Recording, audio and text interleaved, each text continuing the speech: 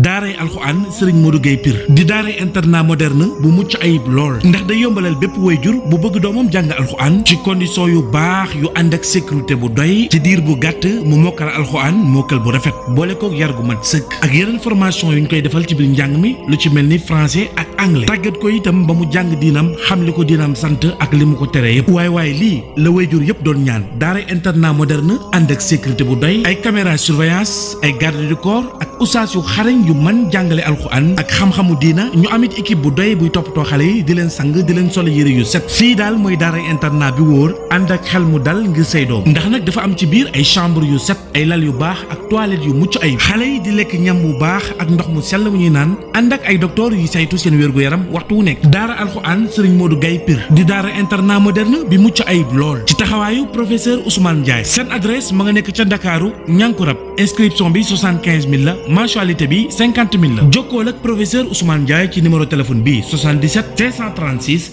83 85 536 83 85 daw leen gaaw yóbbu seeni doom balaa nombre bi di mat ndax nag dañuy limiter nombre bi ngir xale yi mën a nekk ci condition yu baax mëne ak daara internat Serigne Modou Gueye Pire bii ku sa doom mënul alxuraan rek yow la neex.